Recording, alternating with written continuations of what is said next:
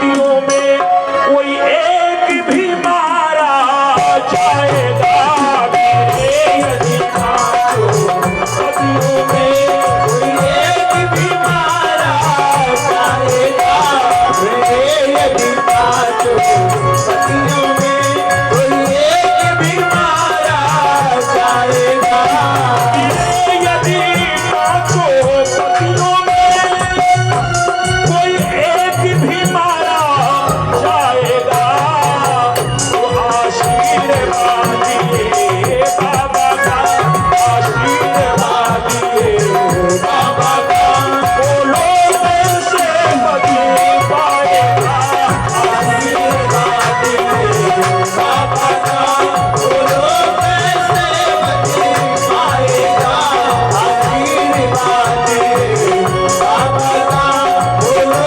पाएगा।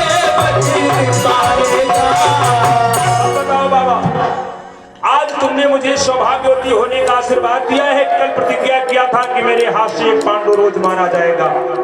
अब क्या करोगे? अपनी प्रतिज्ञा पूरी करोगे कि वरदान की रक्षा करोगे? अब भीष्म पितामह फंस गए, फंसे जाल में। कहा बाबा चुप नहीं, बताओ क्या करोगे? कहा देवी मैं अपने दिए हुए आशीर्वाद की रक्षा करूंगा, लेकिन कहा कल जो प्रतिज्ञा किया था उसका, कहा वो प्रतिज्ञा मैं तोड़ दूंगा। क्यों?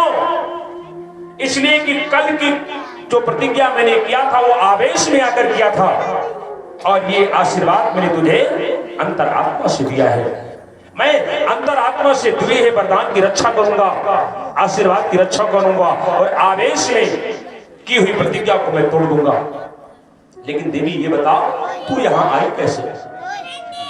मैंने तुझे तो बुलाया नहीं था, मैंने तो बुलाया था भानुमति को, तू कैसे आ गया? वैसे द्रौपदी ने शिविर की तरफ देखा, ऐसे देखा शिविर की तरफ। पितामह ने भी शिविर के द्वार पर देखा तो देखा मुरली वाले हाथ में बांसुरी लिए मंद मंद मुस्कुरा रहे हैं। पितामह दौड़े दौड़े गए, चढ़ों पर गिरे, कहा केशव आज आपने मेरे ही जाल में मुझे फंसा दिया। आप भगवान हैं, आपको मैं कुछ कभी कह भी नहीं सकता, लेकिन प्रभु आपसे एक प्रार्थना है मेरी, आपसे एक प्रार्थना है मेरी। भगवान ने बोले कहा बोलो पिता, जो मांगोगे मिलेगा। कहा प्रभु वह एक प्रार्थना है कि नाव मझधार में जो डगमगाए, ये मेरी जीवन की नैया अगर कहीं मझधार में डगमगाने लगी प्रभु सहारा कि नाव मझधार में जो डगमगाए तो डोर तुम संभाले रहना, तो डोर तुम संभाले रहना, तो डोर तुम संभाले रहना, तो डोर तुम संभाले रहना, तो डोर तुम संभाले रहना, तो डोर तुम संभाले रहना। नाव मझधार में जो डगमगाए, नाव मझधार में जो डगमगाए, नाव मझधार में जो डगमगाए तो डोर तुम संभाले रहना, तो डोर तुम संभाले रहना, तो डोर तुम संभाले रहना, तो डोर तुम संभाले रहना। एक प्रार्थना है और कहो आंख बंद होने को जब आए, आंख बंद होने को जब आए, आंख बंद होने को जब आए, अर्थात जब मेरी मौत आ जाए, आंख बंद होने को जब आए तो सामने हमारे रहना, तो सामने हमारे रहना, तो सामने हम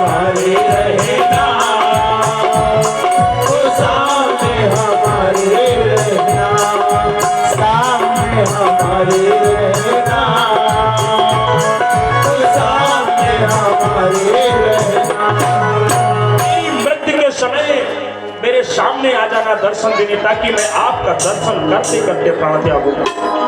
यही आपसे बात। पितामह ने कहा, जब ऐसा मांगा, कन्हैया ने कहा, ये मस्त। ये कथा भगवान अर्जुन को सुना रहे हैं कि उस समय मैंने भीष्म पितामह को आशीर्वाद दिया था कि तुम्हारी मृत्यु को संवारने के लिए तुम्हें दर्शन देने आऊंगा। आज भीष्म पितामह की मृत्यु का समय है, मैं अपने भक्त को दर्शन देने के लिए आया हूं, न तुम्हारे लिए आया हूं, न माता कुंती के लिए आया हूं।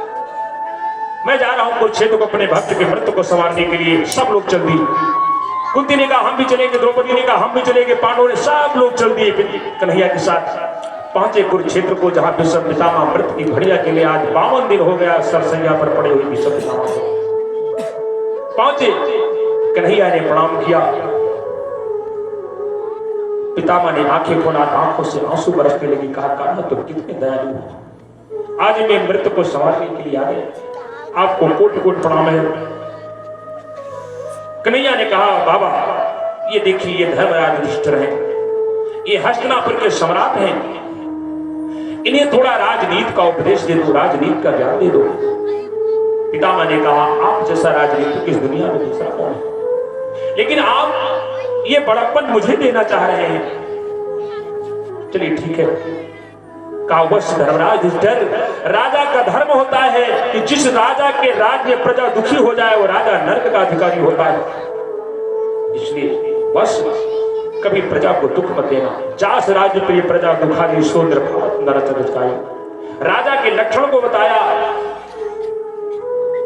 और अंत में एक उपदेश भीष्म पितामह ने बहुत सुंदर दिया।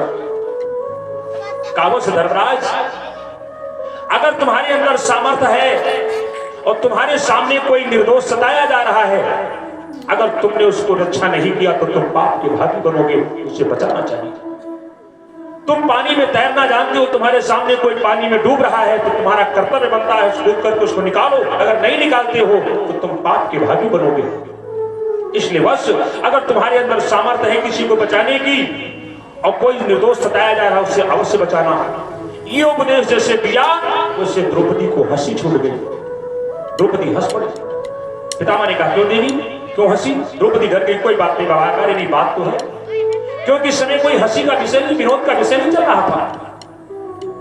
कोई हंसी का विषय, तुम्हारे हंसी आई क्यों? कुलीन घर की नारियां बेवजह हंसती नहीं, कोई बात है जरूर देवी, बताओ क्यों हंसी?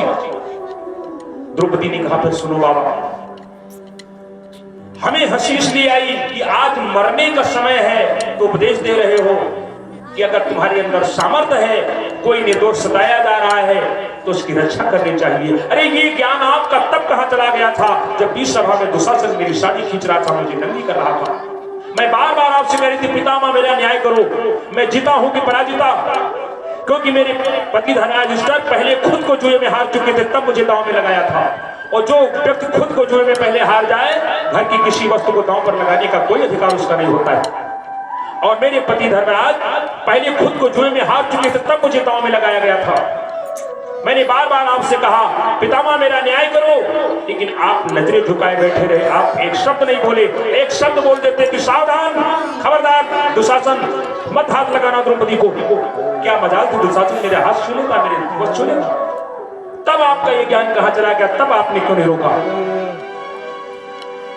भीष्म पितामह ने कहा, देवी सत्य है, जो आपने कहा वो बिल्कुल सत्य है, लेकिन उस समय मैंने कौरवों का दूषित अन्न खाया था और दूषित अन्न खाने से मेरी बुद्धि भी दूषित हो गई थी।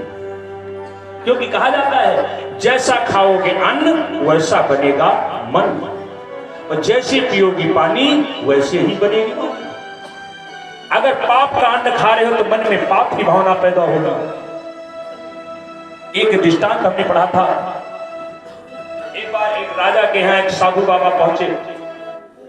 राजा साहब ने कहा, महाराज आज हमारे यहाँ रुक जाएंगे। संत ने कहा, ठीक है। भोजन? साधु ने कहा, हम भोजन अपने हाथ बनाते हैं महाराज। राजा ने कहा, सैनिक ला करके महाराज को राशन दिया जाए। सैनिक को ने लाकर राशन दिया बाबा जी को। बाबा जी ने भोजन बनाया, भोजन किया। भोजन करने के बाद जब विश्राम किया, रात को बाबा की नींद खुली। बाबा ने सोचा लो राजा के यहाँ चोरी कर ले, और पहुंच गए खजाने की तरफ चल दिए। सैनिकों ने सोचा साधु महात्मा कहीं जा रहे होंगे, किसी ने नहीं रोका। खजाने पहुंच गए, चोरी कर लिया। जब तो चोरी करके लौटे, सैनिकों ने पकड़ लिया, बांध दिया। सवेरा हुआ, सवेरे राजा के दरबार में हाजिर किया गया कि महाराज, ये महाराज जी साधु बाबा रात को जिसने रोका था, रात में चोरी कर लिया। राजा ने कहा, महाराज आपने चोरी क्यों किया? अगर आप मांगते तो उसके 4 गुना धन आपको दे देते हैं, आपने चोरी क्यों किया? तो साधु ने कहा, महाराज ये बात तो मेरी भी समझ नहीं आ रही कि मैंने चोरी किया क्यों, क्योंकि जीवन में मैंने कभी चोरी नहीं किया है। का महाराज ये बताओ पहले कि ये जो कल हमें राशन दिया गया है कैसा राशन था? राज ने कहा, क्यों? आप पहले पता बताओ। आप कुछ पता लगाओ कैसा राशन था? सैनिकों ने कहा, महाराज एक दिन एक चोर लोग कहीं से चोरी करके राशन भाग रहे थे, हम लोगों ने पकड़ लिया, राशन बरामद करके मालखाने में रख दिया, वही राशन बाबा को दिया गया था। इसका मतलब चोरी का अनाज हमने खाया, इसलिए हमारे मन में चोरी की भावना पैदा हुई। तो कहने का भाव है, जैसा खाओगे अन्न वैसा बनेगा मन, इसलिए सात्विक अन्न खाना चाहिए, सात्विक भोजन करना चाहिए। तो द्रौपदी ने कहा कि बाबा, कहा इसलिए मेरी बुद्धि कुंठित हो गई थी पांडवों का दूषित अन्न खाते खाते। कहा लेकिन अब अर्जुन के इतने बाण पड़े हमारे शरीर पर, सारा दूषित रक्त निकल चुका है, अब मेरे शरीर में जो रक्त है वो सात्विक है, इसलिए मैं तुम्हें उपदेश दे रहा हूं। और पितामह भगवान का दर्शन करते करते और अपने प्राणों को छोड़ देते हैं। सब लोग गीली आंखों से पितामह का अंतिम संस्कार करते हैं और अंतिम संस्कार करके कन्हैया चले द्वारिका। इधर उत्तरा को एक बालक ने जन्म लिया और वो बालक जब जन्म लिया उठकर बैठ गया और वो न कुछ बोलता है, न रोता है, न हंसता है। बाल को ब्राह्मणों ने उसका नाम विष्णुरात रख दिया, लेकिन वो न हंसता है न बोलता है। जो आता है उसको एकटक वो देखता है।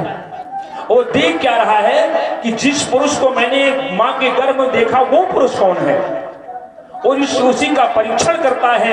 तो उनका एक उपनाम पड़ गया परीक्षित। वो बालक धीरे धीरे बड़ा हुआ, धीरे धीरे बड़ा हुआ। उधर भगवान कन्हैया द्वारिका को गए और द्वापर युग का सारा कार्यकाल पूर्ण हो चुका था भगवान का। भगवान ने पहेली को माध्यम बना करके अपना गोलोकवासी हो गए। ये खबर पांडवों को मिली कि भगवान चले गए। आप जब भगवान नहीं तो हम लोगों का भी यहां रहना ठीक नहीं। और 5 पांडव अपने पुत्र, अपने पौत्र परीक्षित को राज का अधिकारी बना दिया और राज का अधिकारी बनाते समय उन्हें को शिक्षा दिया। कहा, आए परीक्षित, कुछ बातें मेरी ध्यान में रखना। अगर द्वार पर कोई आ जाए, कोई संत महात्मा आ जाए तो उसका कभी तिरस्कार मत करना, उसका अपमान मत करना। द्वार पर कोई